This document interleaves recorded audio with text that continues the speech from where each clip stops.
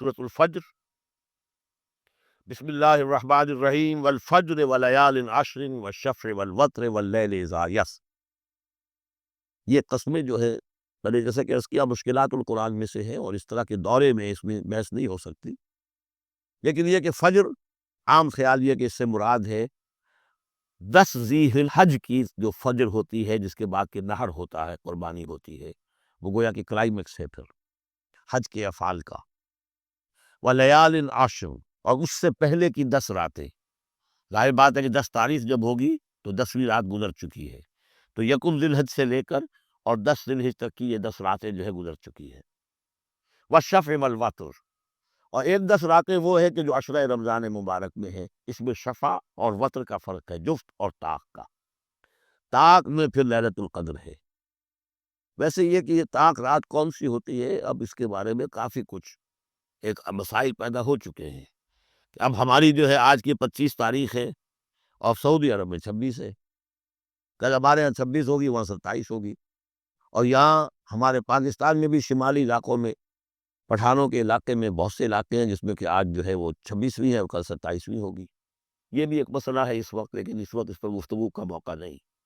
بہرحال یہاں تک بس شفع والوتر، یہی خیال ہے کہ اس سے مراد ہے کہ یہ جو راتیں ہیں جو جفت اور طاق ہیں ماہ رمضان مبارک کے آخری عشرے کی۔ واللیل اذا یسر، اور رات، اس گواہ ہے رات جب کہ وہ چلے۔ حل فی ذالک قسم لذی حجر، اس میں ہے کوئی دلائل ہے، قسم ہے ان لوگوں کے لیے کہ جو عقل مند ہے، ان میں جو نشانیاں ہیں ان چیزوں کے اندر جن کو کہ گواہی کے اندر پیش کیا گیا ہے۔ اب آ رہا ہے مضمون، الم تر کیف فعل ربک بعاد، تم نے دیکھا نہیں کیا کیا تھا آپ کے رب نے عاد کے ساتھ، قوم عاد کے ساتھ کیسے ہلاک کیا تھا۔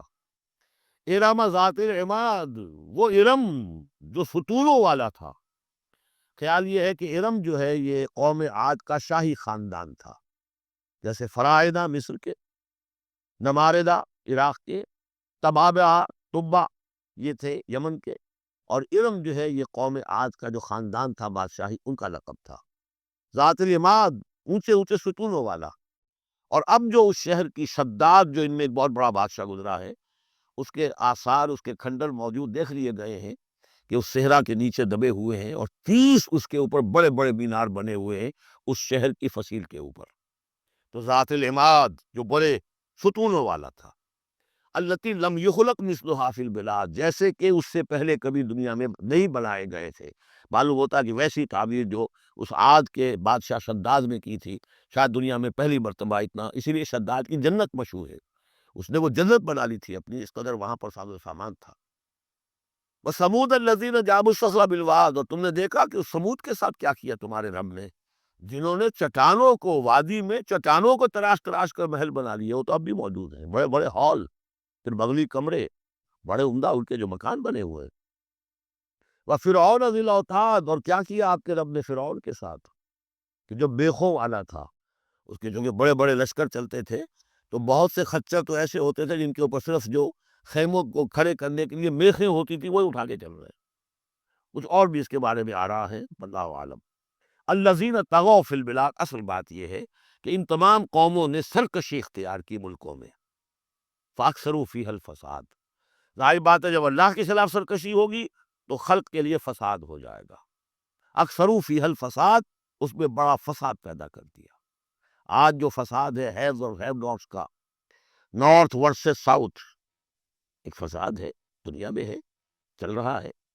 جس طریقے سے کہ پیسہ کھینچ رہی ہیں یہ قومیں، G7 اور G9، یہ اگرچہ ان کے لیے بھی پرابلمس پیدا ہو رہے ہیں، اور بھی دور فلک ہیں ابھی آنے والے، ناز اتنا نہ کرے ہم کو ستانے والے، ان کی بھی اپنی اندر سے رگیں کٹ رہی ہیں، لیکن بہرحال ایک زمانے میں انہوں نے فساد مچایا۔ ظہر الفساد فی البر والبحر بما کسبت ایدی الناس فصب علیہم ربک صوت عذاب، تو پھینکا دے مارا ان کے اوپر ان کے رب نے عذاب کا کوڑا۔ عذاب کا کوڑا تھا جس سے آل فرعون بھی ختم ہوئے، اور وہ عاد بھی تباہ و برباد کر دیے گئے، قوم سمود نسیم منسیہ کر دیے گئے۔ ان ربک لبالمرصاد، جان لو کہ تمہارا رب طاق میں بیٹھا ہوا ہے، گھات میں ہے، جو کوئی ایسی سرکشی کرے گا اس کا پھر یہی حشر کرے گا۔ یہ اب جو مضمون آ رہا ہے قرآن مجید میں، بہت ہی اہم مضمون ہے، فَأَمَّا الْإِنسَانُ إِذَا مَا ابْتَلَاهُ رَبُّهُ فَأَكْرَمَهُ وَنَعَّمَهُ فَيَقُولُ رَبِّي أَكْرَمَنِ۔ انسان کا معاملہ یہ ہے کہ جب اس کا رب اسے آزماتا ہے، اسے عزت دیتا ہے، نعمتیں دیتا ہے، تو وہ کہتا ہے میرے رب نے مجھے عزت دی۔ وَأَمَّا إِذَا مَا ابْتَلَاهُ فَقَدَرَ عَلَيْهِ رِزْقَهُ، جب اسے آزماتا ہے اور اس کا رزق جو ہے اس پر تنگ کر دیتا ہے، راشننگ کر دیتا ہے، تھوڑا تھوڑا دیتا ہے، فَيَقُولُ رَبِّي أَهَانَنِ، تو وہ کہتا ہے میرے رب نے مجھے ذلیل کر دیا۔ کلا، ایسا نہیں ہے۔ آپ کو کیا خرابی نظر آئی اس میں؟ کوئی شرک نہیں ہے۔ اس نے یہ تو نہیں کہا کہ مجھے نعمتیں دی ہے تو کوئی لکشمی بائی کی کرپا ہو گئی ہے، یہ تو نہیں کہا۔ اللہ نے، میرے رب نے مجھے عزت دے دی، اور اگر کہیں تنگی آ گئی ہے تو یہ میرے رب نے مجھے ذلیل کر دیا۔ توحید تو مکمل ہے نا یہاں، کہ کسی اور دیوی دیوتا، کسی اور الہہ کا تذکرہ نہیں ہے، رب ہی نے مجھے عزت دی، رب ہی نے مجھے ذلیل کیا۔ تو عز من تشاء و تذل من تشاء، اے اللہ تو ہی ہے جس کو چاہتا عزت دیتا، جس کو چاہتا ذلیل کر دیتا۔ تو کیا خرابی کیا ہے اس میں؟ اس میں خرابی یہ ہے کہ اس دنیا میں جو کچھ تمہیں ملتا ہے تم اسے عزت مت سمجھو، یہ امتحان ہے، اور اگر کبھی تنگی آتی ہے اسے ذلت نہ سمجھو، یہ بھی امتحان، یہ برابر ہے۔ یہ تم نے اسے عزت سمجھا، دھوکا کھا گئے، اس کو ذلت سمجھا، دھوکا کھا گئے۔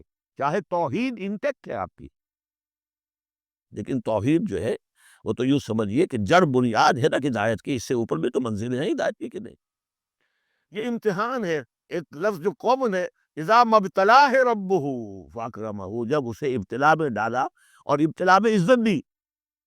دیکھیں اب کرتا کیا ہے، یہ شکر کرتا ہے، اپنی جو بھی عملے کو نعمتیں دی ہیں وہ حقداروں کو ان کے حق ادا کرتا ہے کہ نہیں کرتا ہے؟ یہ عزت نہیں ہے۔ عزت تو تب ہوگی جب تم اس امتحان میں پورے اترو گے۔ ذالک یوم التغابن، وہ تو قیامت میں پتہ چلے گا کہ کس کے لیے عزت تھی، کس کے لیے نہیں۔ کسی کو تنگی دی ہے تو یہ ذلت نہیں ہے، دیکھنا ہے صبر کرتا ہے کہ نہیں کرتا۔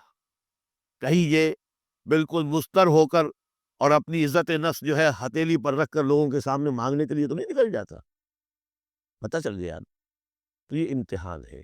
تو پہلا درجہ سمجھیے کہ چاہے فراوانی ہو، عیش ہو، آرام ہو، دولت ہو، یہ بھی امتحان، تکلیف ہے، رنج ہے، محنت ہے، مشقت ہے، اسرت ہے، تو یہ بھی امتحان، دونوں برابر ہو گئے۔ اب بھی ہدایت اس سے اوپر بھی ہے ایک، ہمارے دل میں یہ چور رہے گا پہلا امتحان آسان ہے دوسرا مشکل ہے، نہیں، حقیقت اس کے برعکس ہے۔ پہلا مشکل ہے کہ دولت میں رہ کر بھول جانے کا آپ کے اندر زیادہ امکان ہے۔ الہا، میری حدیث آپ کو سنائی تھی، ما قل و کفا خیر مما کثر و الہا، اگر زیادتی ہوگی، دولت ہوگی، تم اللہ کو بھول جاؤ گے تو زیادہ سخت نقصان یہ ہے، زیادہ بڑا امکان یہ ہے۔ اور اگر ناپ تول کر مل رہا ہے تو ہر وقت اللہ یاد رہے گا، یہ ہلکا ہے، در حقیقت وہ بھاری ہے۔ اور اسی میں وہ واقعہ نوٹ کر لیجئے امام احمد ابن حنبل رحمۃ اللہ علیہ کا، کہ جب وہ بار پڑھ رہی تھی کہ جس کے بارے میں الفاظ ہے کہ ہاتھی کو بھی وہ بار پڑھتی تو مل ملا اٹھتا، اس وقت آنکھوں میں آنسو نہیں آئے۔ کب آئے؟ جب بادشاہ وقت، خلیفہ وقت کا ایلچی آیا ہے اشرفیوں کے توڑے لے کر کہ یہ بادشاہ نے آپ کے لیے نذرانہ بھیجا ہے، تب رو پڑے، اے اللہ میں اس امتحان کے قابل نہیں ہوں، یہ امتحان سختر ہے۔ تو یہ ہے درجہ بدرجہ، لَتَرْكَبُنَّ طَبَقًا عَنْ طَبَقٍ، تو ہدایت کے بھی یہ درجے ہیں۔ پہلا درجہ تو یہ ہے کہ جو بھی ہے اللہ کی طرف سے ہے، تنگی ہے تو اللہ کی طرف سے، اور فراوانی ہے تو اللہ کی، یہ توحید تو پوری ہو گئی آپ کی اللہ کی طرف سے۔ لیکن اس میں اب آگے درجے ہیں کہ یہ امتحان ہے، یہ بھی امتحان، وہ بھی امتحان، اس اعتبار سے دونوں بھی امتحان ہیں، یہ دونوں برابر ہیں۔ اس سے بھی اوپر یہ ہے، وہ امتحان مشکل ہے فراوانی والا، اور یہ امتحان جو ہے یہ آسان ہے۔ فَأَمَّا الْإِنسَانُ إِذَا مَا ابْتَلَاهُ رَبُّهُ فَأَكْرَمَهُ وَنَعَّمَهُ فَيَقُولُ رَبِّي أَكْرَمَنِ وَأَمَّا إِذَا مَا ابْتَلَاهُ فَقَدَرَ عَلَيْهِ رِزْقَهُ فَيَقُولُ رَبِّي أَهَانَنِ كَلَّا۔ لیکن چونکہ تمہاری ذہنیت یہ ہے، لہذا تمہارا طرز عمل کیا ہے؟ بل لا تکرمون الیتیم، تم یتیم کی عزت نہیں کرتے، ولا تحاضون علی طعام المسکین، تم مسکینوں کو، غریبوں کو کھانا کھلانے پر ایک دوسرے کو اکساتے بھی نہیں ہو، خود تو کیا کھلاؤ گے؟ اس لیے کسی اور سے اگر کہہ دیں گے تو وہ پلٹ کر کہہ دے گا تم کیوں نہیں کھلا دیتے، لہذا بہتر یہ ہے کہ خاموشی رہو۔ ولا تحاضون علی طعام المسکین وتأکلون التراث اور تم چاہتے ہو کہ ساری وراثت اور میراث سمیٹ کر تم ہی ہڑپ کر جاؤ۔ وہ رواج وہاں پر یہ تھا، ہندوؤں میں تو اب تک بھی شاید ہے کہ وہ بڑا بیٹا جو ہے بس وہی وارث ہے، باقی کسی کا کوئی حق ہوتا ہی نہیں۔ یہ تو قرآن نے دیا ہے تفصیلی قانون وراثت۔ باقی یہ ہے کہ جس شخص کا ہاتھ پڑ گیا اور جس میں وہ بڑا کوئی طاقتور ہے، وہ چھوٹے بہن بھائیوں کو کیا دیتا تھا؟ کچھ بھی نہیں۔ تم چاہتے ہو کہ ساری میراث تم جمع کر کے ہڑپ کر لو۔ وَتُحِبُّونَ الْمَالَ حُبًّا جَمًّا، اور مال سے تو تم محبت کرتے ہو ٹوٹ کر، وہ تو گویا کہ کوٹ کوٹ کر بھری ہوئی ہے تمہارے دل میں۔ کلا، یہ دو صورتیں اس اعتبار سے ان کو ذہن میں رکھیے کہ خاص عرب کا جو ایک معاشرہ تھا، اس کا ایک کلچر تھا، اس کی ایک ثقافت تھی، اس کی تصویر ہے جو ان دونوں صورتوں میں آ رہی ہے۔ ایک ان کا اپنا ثقافت کا، ان کا ماحول، غریبوں کو کھانا کھلانا، یہ ان کے ہاں سمجھا جاتا تھا اچھا کام ہے۔ لیکن یہ کہ جو لوگ دولت کی محبت میں مطلع ہو گئے، وہ کیسے کریں گے اس کو؟ اور جو بھی وہاں پر ہو رہا تھا، زوردار جو بھی ہے طاقت والا سب کو سمیٹ لیتا تھا۔ کلا اذا دکت الارض دکا دکا، اس آیت کے ترجمے دو بھائیوں نے علیحدہ کیے ہیں۔ دو بھائی کون؟ امام الہند شاہ ولی اللہ دہلوی کے فرزندان گرامی رحمت اللہ علیہ و رحمت اللہ علیہما، باپ پر بھی رحمت ہو اللہ کی اور دونوں بیٹوں پر بھی۔ یہ بوضع القرآن میں شاہ عبد القادر صاحب نے ترجمہ کیا ہے، جبکہ زمین کو کوٹ کوٹ کر پست کر دیا جائے گا، ہموار کر دیا جائے گا، اذا دکت الارض دکا دکا۔ اور جو ان کے بھائی ہیں شاہ رفیع الدین رحمہ اللہ، وہ کہتے ہیں کہ جبکہ زمین کو ریزہ ریزہ کر دیا جائے گا۔ اب عربی زبان کے اندر یہ سارے احتمالات ہوں گے، میں پہلے ترجمے کو ترجیح دیتا ہوں کہ زمین کو کوٹ کوٹ کر چپٹا کر دیا جائے گا، پھیلا دیا جائے گا۔ وَجَاءَ رَبُّكَ وَالْمَلَكُ صَفًّا صَفًّا، سورہ حاقہ میں آپ نے پڑھا تھا کہ اس روز فَيَوْمَئِذٍ فَإِذَا انشَقَّتِ السَّمَاءُ فَكَانَتْ وَرْدَةً كَالدِّهَانِ، یہ تو ہم نے پڑھا سورہ رحمان میں۔ اور پھر یہ کہ وہاں پڑھا بھربھرا سا ہو جائے گا، وَالْمَلَكُ عَلَىٰ أَرْجَائِهَا، اس کے کناروں کے اوپر جو ہیں وہ فرشتے ہوں گے۔ وَيَحْمِلُ عَرْشَ رَبِّكَ يَوْمَئِذٍ، یہ عرش ربک فوقہم یومئذ ثمانیہ، اور 8 فرشتے اس روز اللہ کے عرش کو لے کر اتریں گے۔ یا ربک والملک صفا صفا، اس سے اندازہ ہوتا ہے کہ قصہ زمین برسر زمین ہی طے ہوگا۔ جو ہم نے کمایا، جو گنوایا، یہی کمایا یہی گنوایا، کوئی نیکی کمائی تو یہاں اور کوئی بدی کمائی تو یہاں، یہ سارا قصہ زمین زمین ہی پر ہوگا۔ زمین کو پھیلایا جائے گا، مدت کھینچا جائے گا، چپٹا کر دیا جائے گا، کوٹ کوٹ کر پہاڑ چلا دیے جائیں گے، وہ روئی کے گالے بن جائیں گے، نہ اس میں کہیں کوئی مور ہوگا، نہ اونچائی ہوگی، نہ ڈھلوان ہوگی۔ سورہ طٰہٰ میں ایک ایک بار سے وہ یہ ساری چیزیں کر کے پھر یہیں پر اللہ تعالیٰ کا نزول اجلال ہوگا، اس کی کوئی تجلی ہوگی، جس کو لے کر کے خاص طور پر 8 فرشتے جو ہیں وہ نازل ہوں گے۔ وَجَاءَ رَبُّكَ وَالْمَلَكُ صَفًّا، فرشتے ہوں گے صفے باندھے ہوئے۔ وَجِيءَ يَوْمَئِذٍ بِجَهَنَّمَ، اور لے آئی جائے گی اس دن جہنم بھی، اور جیسا کہ میں نے عرض کیا غالباً وہ اسی زمین میں سے نکل آئے گی۔ یہی جو اندر موجود ہے، جو لاوا نکلتا ہے کبھی، ان تمام جو بھی یہ آتش فشاں پہاڑ ہوتے، کہاں سے نکلتا ہے؟ یہ اندر ہے زمین کے۔ اگر اس کو کوٹ دیا جائے، اس کو کھینچا جائے، تو وہی چیز ظاہر ہو جائے گی، سامنے آ جائے گی۔ واللہ عالم۔ یومئذ یتذکر الانسان وانیٰ لہ الذکریٰ، اس دن انسان کو سبق یاد آئے گا، یاد کرے گا، چیتے گا وہ انسان۔ یہ شاہ صاحب کا لفظ تھا، چیتے گا انسان، یاد آ جائے گا اسے کہ وہ کیا کر کے لایا تھا یہاں پہ، اور اسے پوری نصیحت حاصل ہو جائے گی۔ لیکن اب یہ نصیحت کس کام کی؟ یومئذ یتذکر الانسان وانیٰ لہ الذکریٰ، اب یہ کس لیے؟ اب تو اس کا کوئی فائدہ نہیں۔ وہ تو دنیا میں اگر تم نے دیکھا ہوتا، سوچا ہوتا، حقائق تم پر منکشف ہوتے تو فائدہ تھا، یہاں تو نہیں۔ یقول یا لیتنی قدمت لحیاتی، وہ کہے گا ہائے کاش میں نے اپنی زندگی کے لیے کچھ آگے بھیجا ہوتا۔ یہ لفظ نوٹ کیجیے، حیاتی، میری زندگی تو اصلی یہ ہے، آج معلوم ہوا مجھے۔ میں تو دنیا کی زندگی کو زندگی سمجھتا رہا، وہ زندگی نہیں تھی، وہ زندگی کی تمہید تھی، وہ ایک امتحانی وقفہ تھا۔ چھانٹی کرنے کے لیے اللہ تعالیٰ نے تمہاری بڑی طویل زندگی میں، وہ زندگی برطرز اندیشہ سود و زیاں ہے زندگی، ہے کبھی جاں اور کبھی تسلیم جاں ہے زندگی، تو اسے پیمانہ امروز و فردا سے نہ ناپ، جاویداں پہ ہم دواں ہردم جواں ہے زندگی۔ اس زندگی کا تھوڑا سا حصہ کاٹ لیا موت کا وقفہ ڈال کر، یہ ہے آپ کا ٹیسٹنگ پیریڈ۔ خلق الموت والحیات لیبلوکم ایکم احسن عملا۔ تو امتحان پاس کرتے ہو اچھے مستقبل کے لیے، اس امتحان کو پاس کرنا تھا اس آخرت کے لیے۔